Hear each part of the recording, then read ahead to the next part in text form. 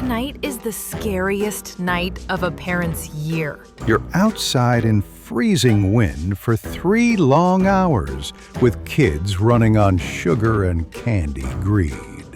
Your coffee is lukewarm. Your toes went numb 30 minutes ago. Your 3-year-old's costume is itchy. The cape is torn. And yes, someone up the block is wearing the same costume your 10-year-old has worked on all week. And this is just ruining her life. Someone needs a bathroom, but not that one because it's too spooky. You keep saying 2 more houses, and you've said it 12 times. It's Halloween! Yay. Happy Halloween from the Parsonage Files. Tonight, Rob shares some spooky happenings from churches around the world. Later, Pastor Rick's dad stops by with a few stories of his own that he still can't explain. Grab your candy and settle in. This Halloween edition of the Parsonage Files starts now.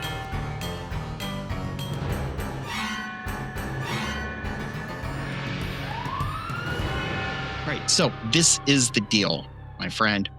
This week I am preaching about ghosts, right? Okay. However, I only had one story about ghosts in my entire story file. That was the one with John Wesley? That was the one with John Wesley that we used for the first episode. I'll try to put a link up here. If you're watching the video, I'm pointing up because There would be nothing there, dude. there's nothing. If you ever watch YouTube videos, people always say, and we'll put a link up here, and they point up because I'm guessing they're thinking at some point someone's going to put a link up there to the video they're And there's nothing there. referencing, and there's never They're just given the number 1 sign. right. Yeah. So I am giving the number 1 sign and lying to you and telling you there will be a link there. If there is a link there, it's a miracle. Right. But check out the first episode of this podcast. It Our is pilot episode. our pilot episode. It'd be the one that has Richie Cunningham's older brother in it. Right. There's a deep cut. Or it's like the menagerie, the pilot of Star Trek that didn't go, that then became a 2-parter. 2-parter with Captain Pike in the Right, with Captain Pike. box. Well, how he wound up in the... Well, no, he was in the box. He was in a box. Yeah. Christopher Pike was in a box in that episode. Yeah, That's what the future holds for us. so the... Little light. so in Star Trek, the future for people with disabilities seems like it's going backwards and forward. It does. It does. They're in a box and he can go yes or no. Beep, beep. And I'm like, really? We can fly through space, but yet we're stuck making, little can go- color signs. Yeah. You can go faster than light, but you can't do an eye gaze. Don't get me started on why is Geordie LaForge blind. Moving Right. forward. Yeah. Right. This is not a Star Trek podcast, but I have questions. Men have questions. These are questions that we have. These are questions that just come up. Anywho, where were we? I have no idea, Pastor Rick. Anyway, go back to the very beginning if you want to hear my one and only ghost story about John Wesley's And ghost pilot his kid. episodes. Yeah, pilot episodes. That's where we were. So, because I don't have any other stories about ghosts, I thought to myself, why don't you ask Rob in his immense amount of free time he's going to have this week to dig up a few stories about ghosts and churches for my file. So in the future, when I do a sermon related to ghosts, I can have a spooky story to share on a Sunday morning. And I got your back, Pastor Rick. All right. What did you find for me? I found 4 stories, 3 quickies, and then one that's got some length to it, and it's about a pastor. All right. So let's start off with the first one. Where are we going? All right. Our first one takes us to lovely Sardis, Alabama. Sardis, Alabama. I heard it's beautiful this time of year. I did as well. So when you think of churches, you're thinking of places of peace, prayer, potlucks. The 3 Ps. The 3 Ps. But no, not here. There's some scary stuff going down at this church. All right. What's going on? Built in 1853, Adams Grove Presbyterian Church is an example of what is known as Greek Revival architecture. Okay. So it's got those stately columns, exactly what you're thinking of a antebellum South church. Antebellum, for those of you who are thinking that might be some type of cool candy, is pre-Civil War.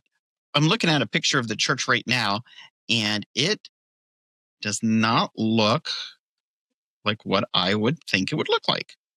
Better, worse? Wood.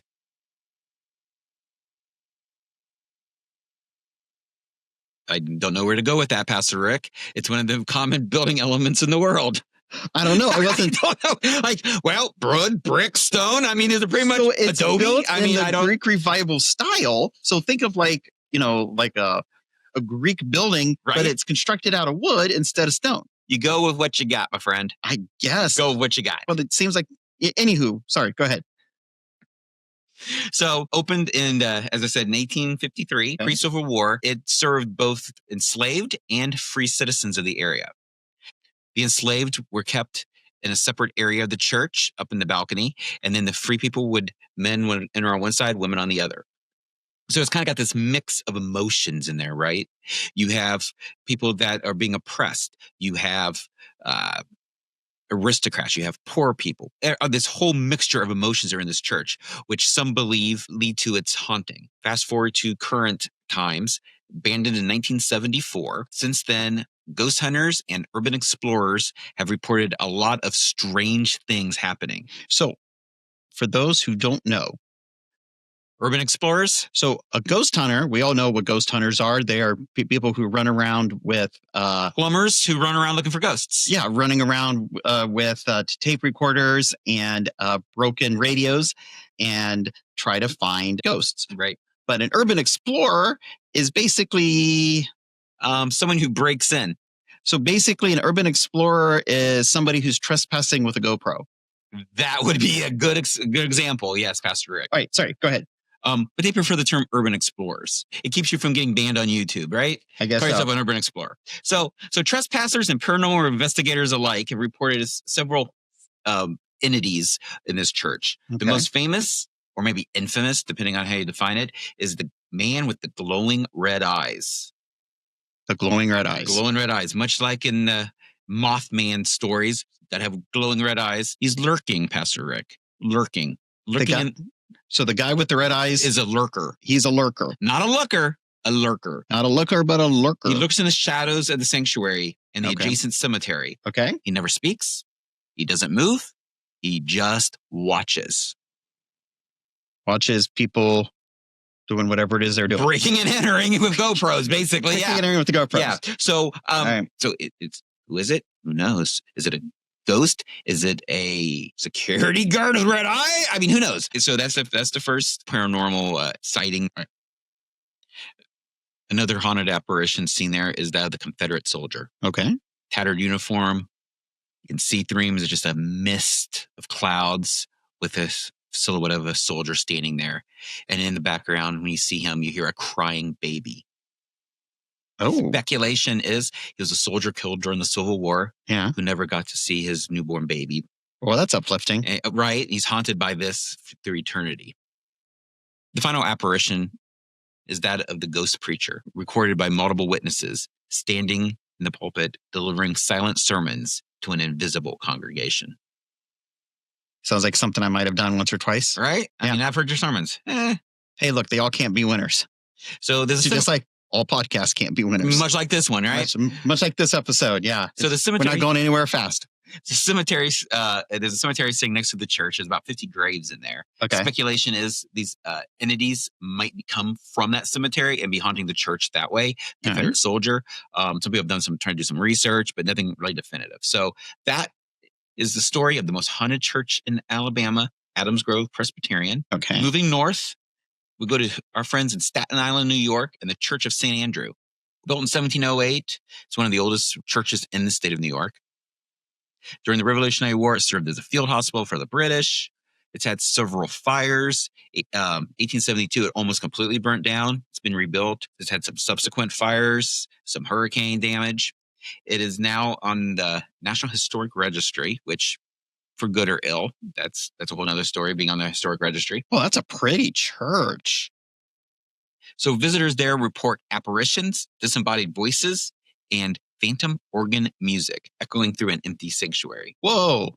See, and no, this is reflecting to as a kid when we were in church. Yeah. We'd like go in the weekdays in the summer when mom would be doing like food pantry or something along those lines. Whatever it was she was Whatever doing it was at she was church. doing to occupy herself during, Yeah. we would be told just to be quiet and entertain ourselves. Yes. That was always my biggest fear is the pipe organ. There's no one at it. All of a sudden it would start. Like legit fear, dude. I'm like, what that starts up? What am I going to do? Now, what would happen if it did? I don't know. But I always was terrified. So in the past, I've had churches that have had organs where the organist could pre-record their music, and then what you could do is hit a button and it'll play it back. Right? Imagine doing that, and then during the week, just hitting the button and walking away, And then the organ's playing by itself. and the organ's just sitting there playing by itself. This is how ghost stories start. This is how small children are totally wrecked for their whole entire And they life. seeking therapy at our age. That's seeking therapy. Yeah. Uh-huh. Yeah. I'm getting some ideas. No. So the church has some ghost stories, ghost organs, but it's most famous for the little drummer boy ghost, which is seen by Like in the parishioners. song? No, not in the song, but rat-a-tat-tat. The That do-do-do-do. Yeah, no, not Yeah, that. no. Okay. No, it would be a drummer boy from the Revolutionary War. Okay. So it's most haunted by the little drummer boy apparition that's been featured on the episode of Ghost Hunters. Ghost Hunters. Ghost Hunters, right? I mean, when you get plumbers involved, Was that good? it was good. Thank you. Okay. Thank you for that. And every year the church leans into this haunted history, which I have a question on this, Pastor Rick. Let me tell you this. They lean into it and they have something called Fright Night. They create a haunted house fundraiser in their church. Seems odd to do that. It's kind of theatrical. They raise money for the needy, so that's good. However, parishioners dress as clowns, ghosts, and then here's the part that I'm not sure is church friendly: Yeah. serial killers. Adding to an eerie Back up. ambiance. Of the You're church making and this broken- up. No. So, church, come to the church and enjoy us John Wayne Gacy lookalike. That's weird, right? I mean, I know the money's going for the good, but you can't be doing that. So, all right.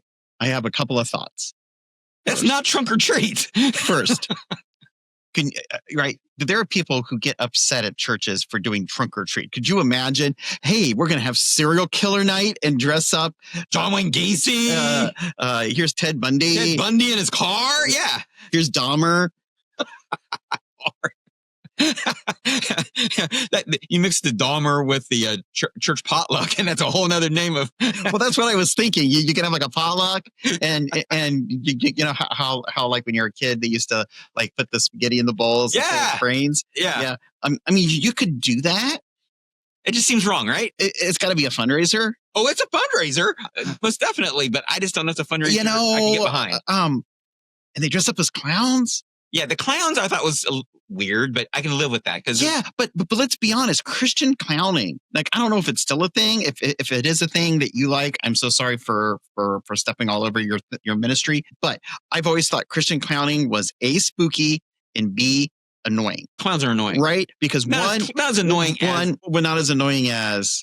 as Christian mimes. Well, this is where I was going. Right? One, they're dressed as clowns, but two, they usually do something in the miming area, and there's nothing more annoying than a mime because they get all up in your business, And they think everyone loves them and they always act like they're making fun of you. because they are. Right?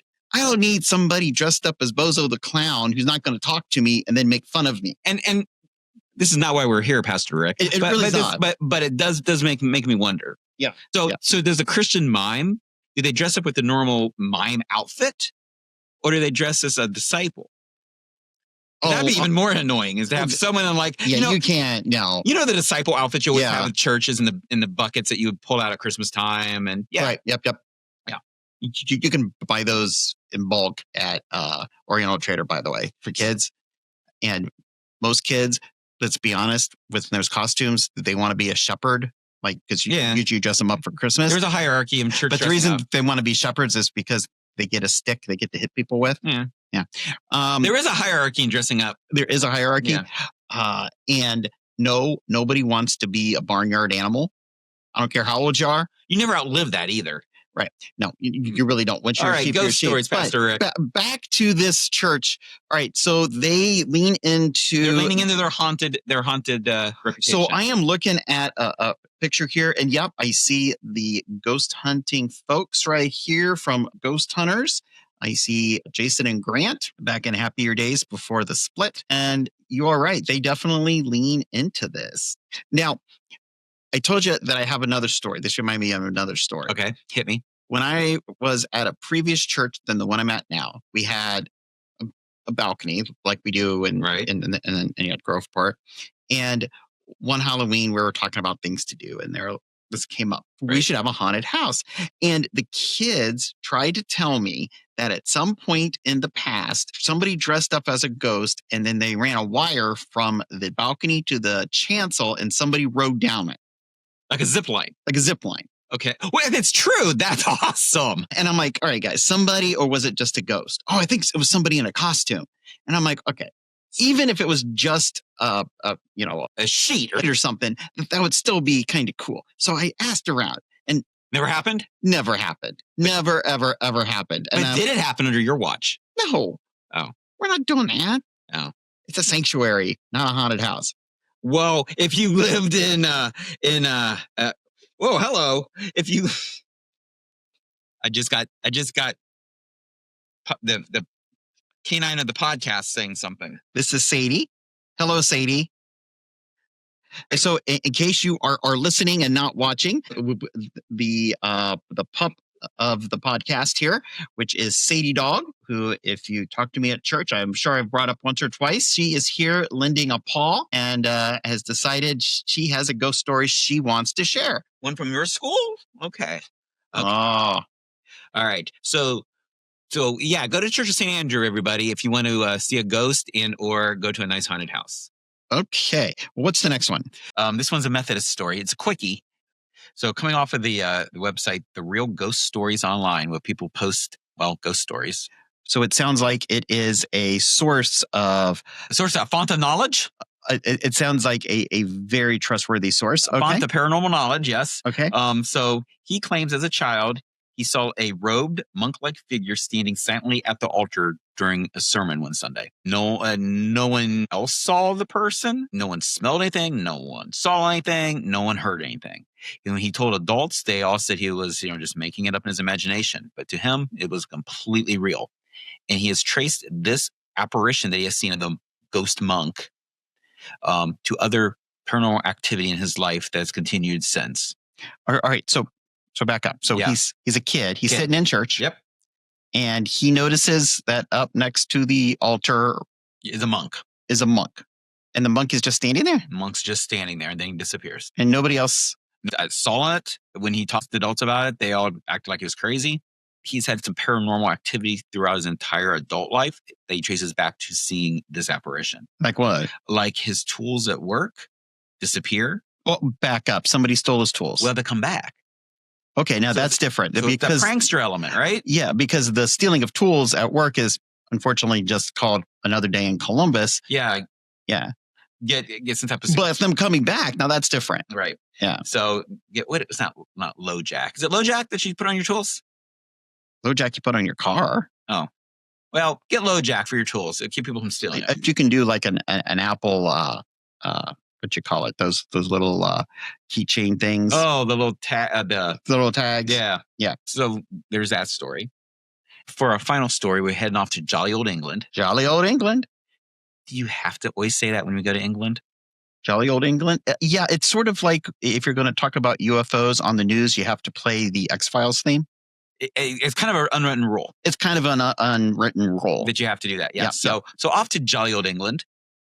We're going to the town of Langenhoe in beautiful Essex. Okay. The story starts back in 1937 when a Reverend Ernest Merriweather became the rector of the church. He'd be there for 25 years. And during that time, he saw lots of ghostly apparitions, hauntings, events that he just could not explain. So it kind of began subtly, right, as most things do. When he first arrived, he had a I call it a briefcase of communion stuff, but I'm sure there's a better term for that. The case that has the chalice, some communion wafers, that kind of thing. Yeah. I just call it a communion supply.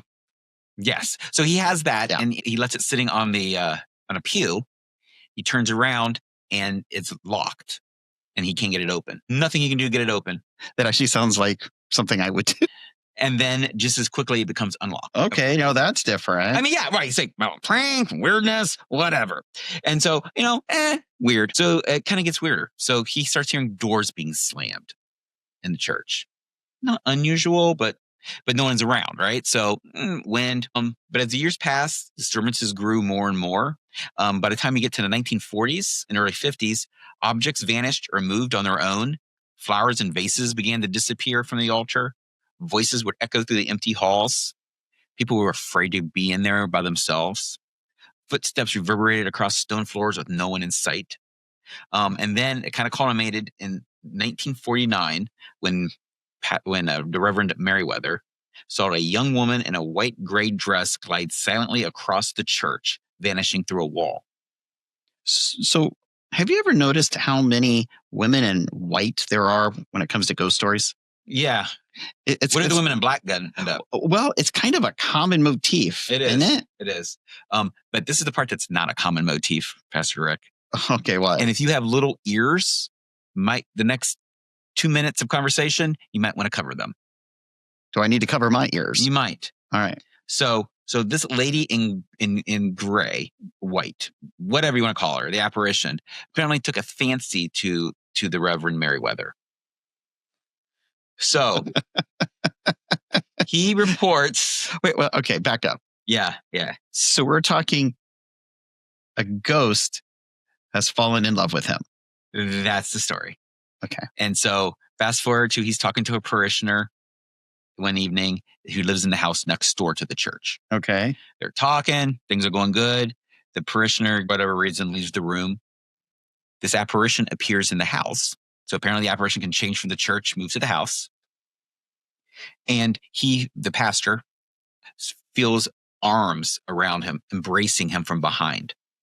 And he looks down and he sees that it's ghost arms of a beautiful, attractive woman hugging him. All right, back up. Yes. How does he know that she's beautiful and attractive if she's standing He behind turns him? around and sees her. I mean, as you do. All I can tell you is When he's in a parishioner's house. he's in a parishioner's house. Awkward.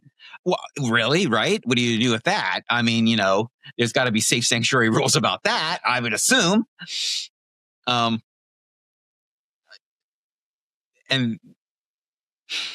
I just don't know where to even go with that, Pastor Rick. Okay, so did he leave? He does the normal and runs away. And is that when they asked him to leave? You would think, right? That's when time for a new pastor. But no. So real quick, Yeah. this reminds me of a story. This is a headline from the Daily Mail a couple of years ago. This would have been from the Daily Mail in July of 2023. Woman who married a Victorian ghost reveals she divorced him by having an exorcism. Do you remember this woman? Vaguely. This was kind of a big story back during the pandemic, that the woman who married the ghost and then she divorced him. Oh, I do remember that. Yeah. And she looks like a woman who would marry a ghost. She's wearing a dress that has a whole lot of writing on it. And anytime you're wearing clothing with more than one paragraph on it, Don't do that. Yeah, no. More than one paragraph. Come on. I thought you were telling me not to share her story. Yeah, she's a nutter, as they say. So Pastor Rick, She's an artist and a singer. they always are. Imagine. Always are. And so we have the ghost girl who's kind of falling in love with the pastor. I mean, it happens, right? But how does he know that this woman is the same woman in the dress? Well, and what happened to the dress? That's my question. Is she had a dress before? all right. Now she doesn't have a So, dress? What happened to her ghost dress? So I have to ask these questions now. Yeah. One, did he ever see her again? Or no. is she so embarrassed from this, Rejection of no. from this rejection that she just packed her stuff and moved to a different church to haunt? He did see her, saw multiple times, and every time he would see her, he would have scent of violets would fill the air. after this experience. Correct. Okay. So we've got that. And then the final ghost that haunts it is a man in a tweed suit who's seen walking solemnly through the church to disappear in the shadows every Christmas Eve. Again, are you sure that it's not just the guy from down the street who shows up on Christmas Eve? A C&E person. Yeah, I don't know. But that's a story. Church is no longer there. It was demolished. Remains of the church, the foundation, are still on this lot where the new church is built. And so they say you can still see the ghostly apparitions where the church foundation used to be. So the guy was accosted by the ghost in what year? Or like decade? 1950s. In the 1950s, he was accosted by a 1949 would be specific. 1949. All right. So from the perspective of a pastor, seeing a woman float across the sanctuary, that right there's a problem. It's not usual. Let's call your supervisor. Right. Someone's getting a phone call. Somebody's getting a phone call. If I see a ghost in my church, someone's getting a phone call. And if I see it more than once, is that a trustee thing because it's the building, or is it more an SPRC thing? SPRC. Yeah, right. I'm going to say it's going to be an everything. all committees on decks on hand. We are talking about that at ministry table, friend, where we have all of our administrative committees together. We're going to have a brain trust. We're going to have finance there, along with trustees, SPRC. Heavens, Rob, nominations, missions, the whole team, youth, all hands on deck. All hands on deck. We're figuring out, 1, why is this woman doing this? 2, how can we get rid of said woman? Or 3, if not get rid of said woman, how can we monetize it? Right. Like that church in New York. Well, right. Because look, meeting in an older church, there are some expenses, right? There's a reason that living in an old house seems like a great idea until you do it. Yeah. Right. So if we can monetize said ghost in a tactful way, right. We don't want to be, weird about it. So we want to be inclusive. I'm not trying to get rid of the ghost. Right. I just want to be less handsy. Well, yeah. Besides being less handsy, yeah, that would be good. So I just want you to know, we're recording this on a Saturday. Tomorrow, Sunday morning, every week or almost every week, I open a door that goes into a back storage place behind the sanctuary. And it's, it was built in the 1800s. It smells like an old house. And that's where the bell is, because the kids like to go back there to ring the bell. Right. So tomorrow, when I open that door and I walk back there and it's dark and I go to turn a light on, get a big old hug from behind. I am going to be looking for a ghost or something now. Thanks, Rob. Thanks a lot. I'm there for you, Pastor Rick. Yeah. I'm going to send the kids in first. That's the adult thing to do. That's the adult thing to do. Hey, kids, why don't you run in there? Wait, Pastor Rick. Oh, no reason. No reason at all. No reason at all. Yeah. So those are your ghost stories. Those are my ghost stories. I am continuing my quest to get some more ghost stories for my story file. And I thought it would be fun if I invited my dad, the good old Jim Burke, to come and share some of his ghost stories. And maybe I might be able to work some of these into a sermon. So, Dad, why don't you share your first ghost story with us, which comes from your time in the United States Army? Go ahead, Dad, and share the story. Well, as you were well aware, back in 1965, I was in the U.S. Army. I was in the 18th Airborne at Fort Bragg, North Carolina. Fort Bragg, North Carolina, in case you don't know, is a very large base. It's a beautiful place. It's in a wooded area. It's got wonderful roads and trees and all kinds of jump sites. They were the home of the 18th Airborne and the 82nd Airborne. It's also home of the 6th and 7th Special Forces groups, Rangers, and a number of other covert operations. So it was just a wonderful, friendly place to be.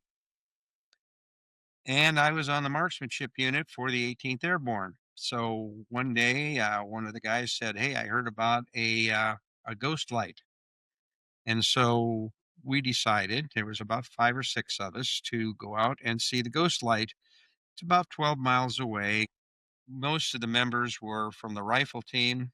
Rifle teams shoot long ranges, so they had these gigantic scopes that they use because it's really hard to see a 30 caliber hole 300 yards away. Yeah. So they have these gigantic scopes. So they went to the section room and got a scope.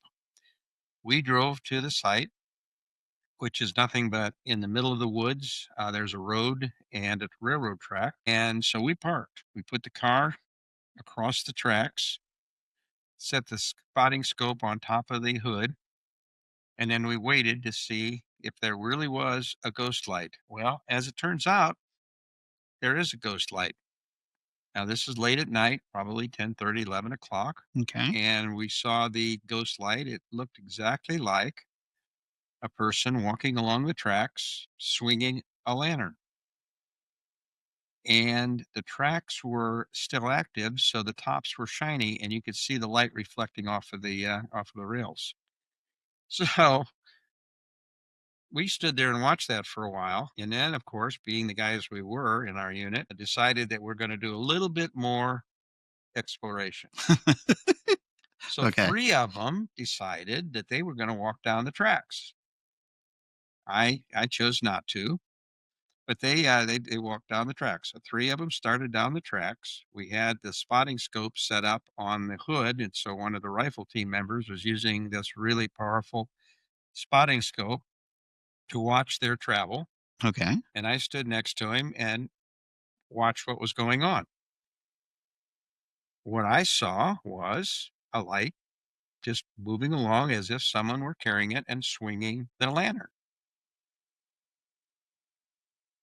The guys that walked down the tracks reported to us that they were walking and the light was always ahead of them. And then at some point, they don't know when, the light was behind them because all of a sudden it disappeared. So they looked around and it was behind them. The guy on the spotting scope said what he saw was the light was in front of them.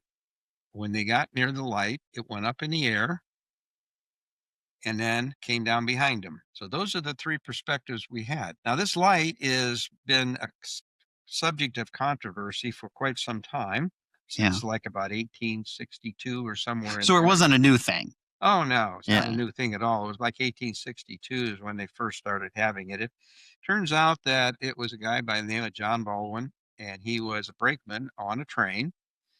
And he had a car at the end of his train that had come loose. And so he went out and he was back there trying to deal with that issue. And he looked up and he saw this little light coming at him, which is another train. And he knew that if he didn't do something, that train was going to hit the car. And so he started waving his light at him and trying to stop him in that. And of course, that didn't work. And so the train hit the car and he lost his head. And as the story goes, he's still looking for it. Have you ever noticed in these stories how people tend to lose their head a lot? It seems to be the theme. I don't know why they don't just get smashed. Apparently, people in history lost their head a lot more than they do today. Losing the head seems to be a theme. doesn't It seems It's to be in very history. common in ghost stories. Yeah. Yeah. So now it became a national subject. It was, I believe, in Time magazine or on Time magazine's cover. And they talked about it. The local folks talked about it. Everybody was trying to decide now what is this light? That's Well, how you guys knew about it then. That's how we knew about it because it was a national thing. Somebody was told about it from a local. Yeah. And so what they thought, well, it is actually swamp gas. Swamp gas is a very popular explanation for a lot of things. Yeah, that's good. When the guys walked down the tracks, they didn't find any swamps. There's just a lot of trees. North Carolina has a lot of trees. So it's just a lot of trees. There's an easement. They said they thought there were some houses over on the other side somewhere because they could hear some kids talking. Mhm. And so swamp gas was the answer for a while. Then they decided that they put in, there were some roads off to the side and they had just paved them. So it was the lights from the cars on the road. And so to test that, the city fathers stopped all the traffic on the road. Then they went to see if the light was still there. And of course, It was. It was still, So it has nothing to do with headlights. huh?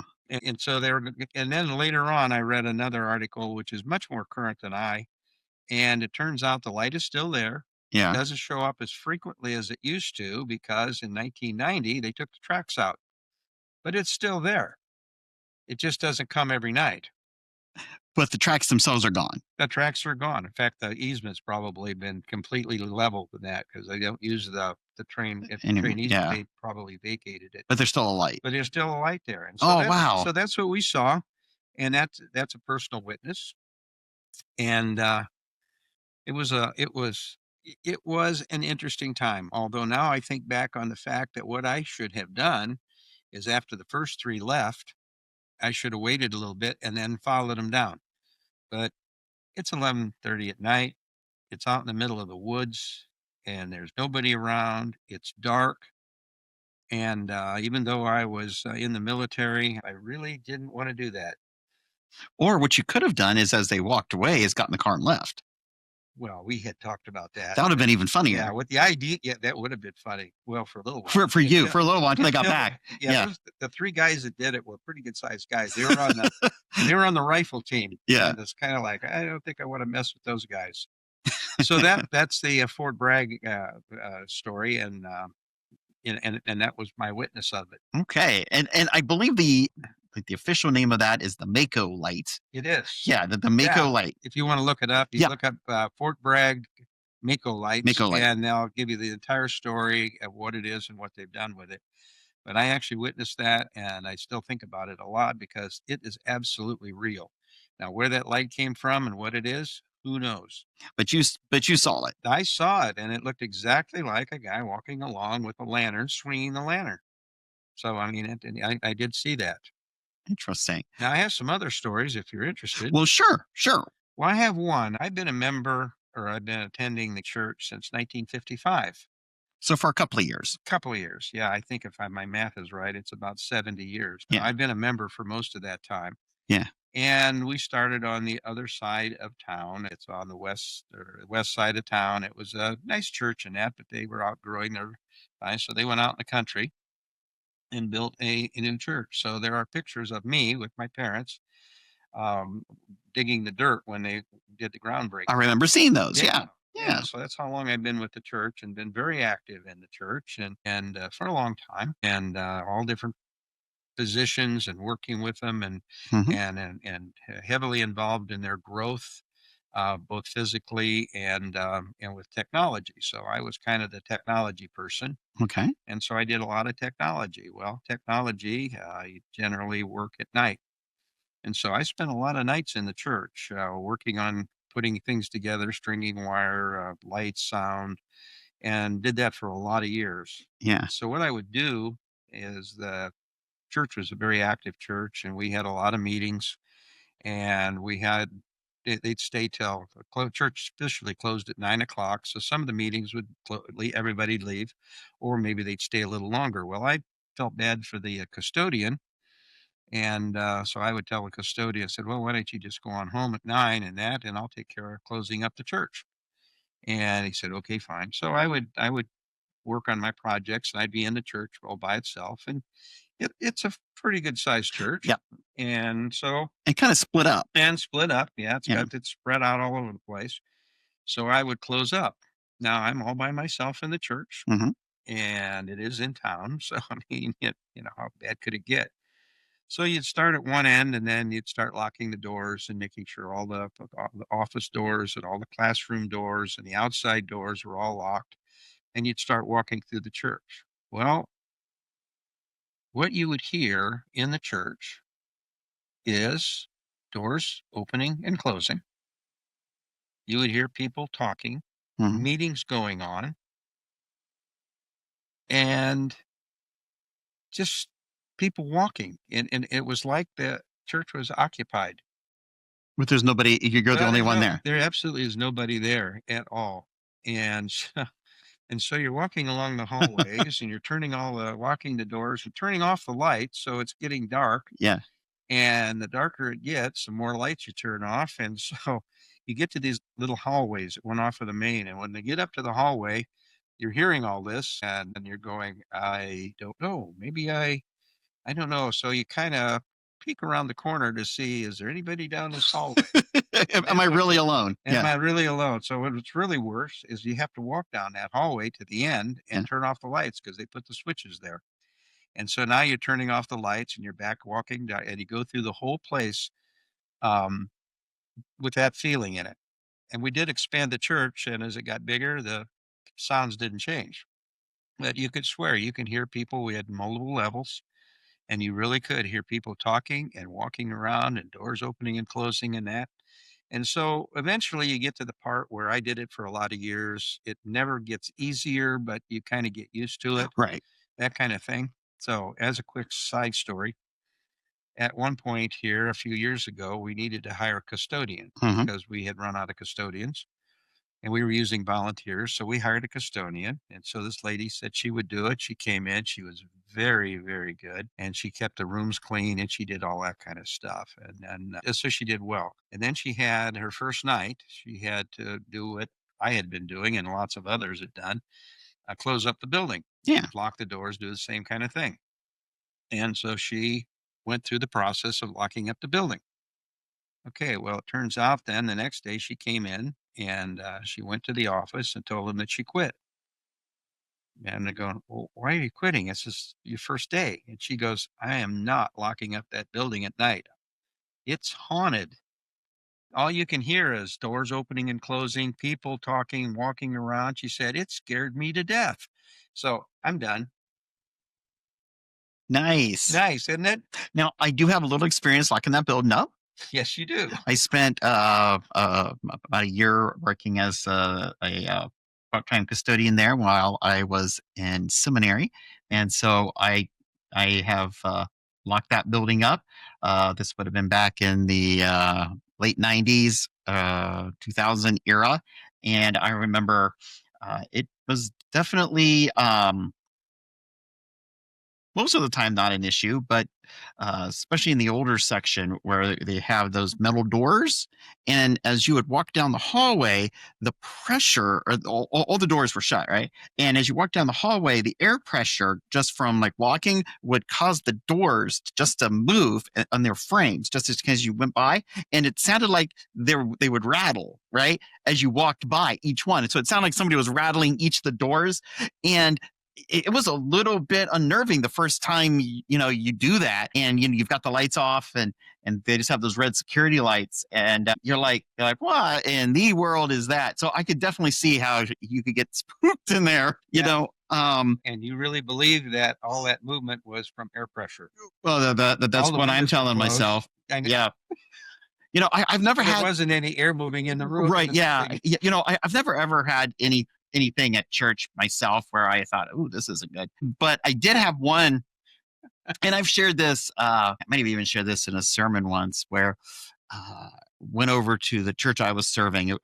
I lived right next door, and we went over to lock up the building. This would have been on a Friday night, and there was a group of ladies. Some were church members, some weren't, and that they were all senior citizens, and they would play euchre. And I always used to joke that the local police were going to raid their euchre game over there, right? Yeah. And so it was probably about like 9:30 or so at night, 10 o'clock at night. And I go over there, and they're in the basement. And when you went down the basement, there were some steps, and then you got to the basement, and you turned left and went through a door into the basement. And if you went straight, there was just a wall there, right?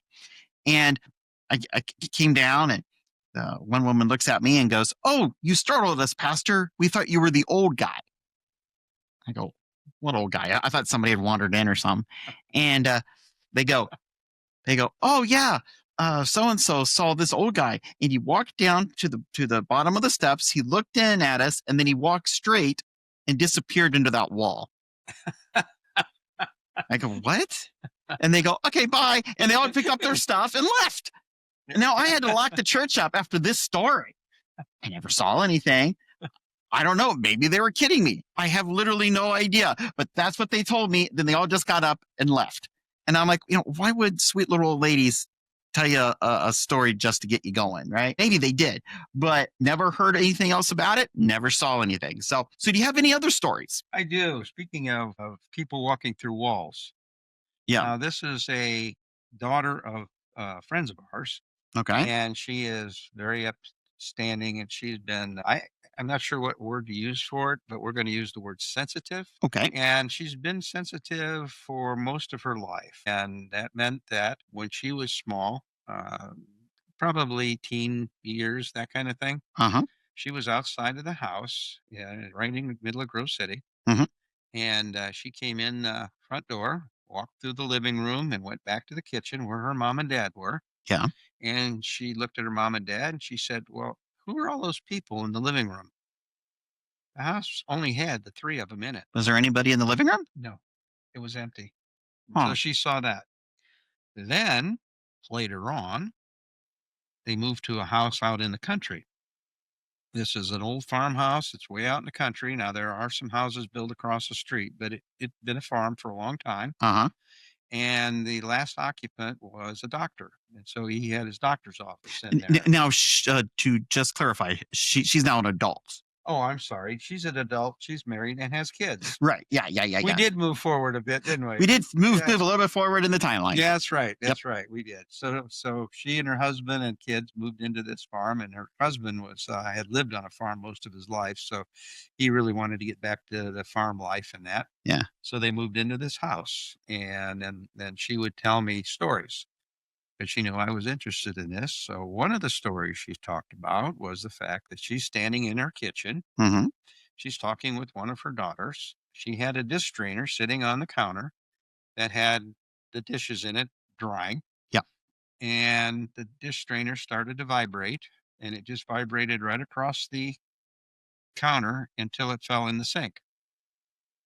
She's standing 5 feet from it. And it isn't like there's a railroad track or There's anything nothing, no, close by. There's out in the middle of the country. There's absolutely nothing in that. So it did that. Hmm. And then another time, there was a little dining room. I think you probably remember the dining room. Mhm. But there was a dining room, had a picture on the wall that somebody painted of what the farm looked like. Yeah. Oh, originally. yeah. I'm shocked Yeah, about. and they had the dining room table in there and all that. And her daughter was being a little mischievous and that, and so she was yelling at her daughter, telling her to, to stop, with the crying and whatever she was talking about. And then, as she said, there was this loud, deep male voice said, "Stop it." and of course the child stopped it. That'll do it. That's another one. Oh, yeah, that'll do it. So that was another experience they had.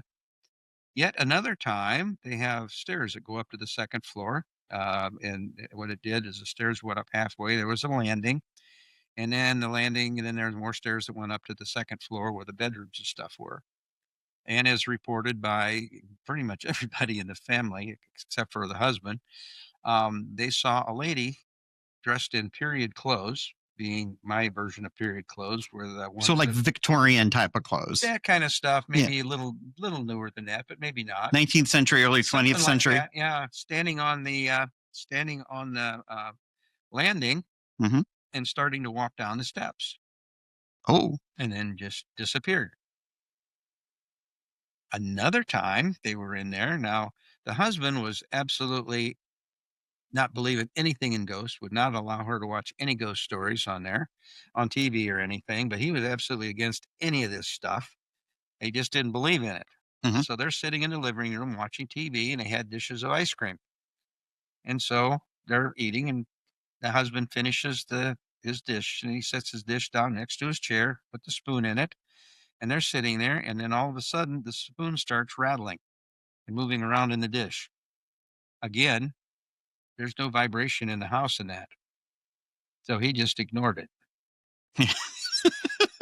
That's what you do.